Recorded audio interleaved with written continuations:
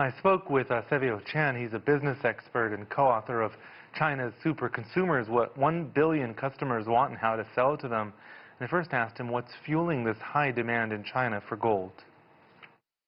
The price of gold continues to rise because of the world is in turmoil, right? And I think that traditionally in Asia, especially in China and Asia, they look at gold as the safe haven of investment. So when there's not too many alternative, investment, channels for them besides the stock market and some funds and some insurance, and so diamond and gold, especially gold, traditionally has been looked at as the most important safe haven investments in Asia, especially China. And recently, because of all this turmoil of U.S.-China trade war and the impeachment of U.S. president, I think the more this turmoil, we're going to push the uptake of the demand of gold.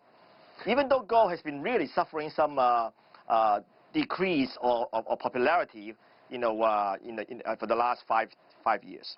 Does that mean the trade war makes gold more recession-proof? Yes. And because, in times of turmoil, again, people are looking for, the stable, most safe investment. So, in China, you cannot buy Bitcoin, officially yet, even though it's a huge underground market, so, that's what other challenges there, right? The stock market is really, bad and fluctuating really bad. So I think that they look at gold is a safe bet.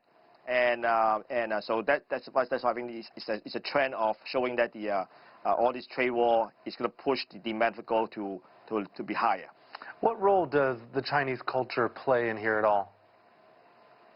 Well, the Chinese culture play a big part. Gold is really very important for a popular choice for jewelry when they're given to by marriage, for marriage by the parents to the brides, to the groom, and they give them gold jewelry. They collect, gold for many years, and they have they go to all these largest, jewelry stores in China are gold jewelry stores, including like Fengxiang and many others. So they're used to buying gold, but still, I think the last 5-10 years, the gold has really decreased from 28%. The popularity to almost like 10% down to 18%, popularity compared to other forms of jewelry. How big do you think the future market would be for it? I would not see it will be a lot higher than they currently is, but there will be some small uptick because of the trade war and other factors. Because the young people, the Gen Z, the millennials, is really more favoring, diamond compared to gold.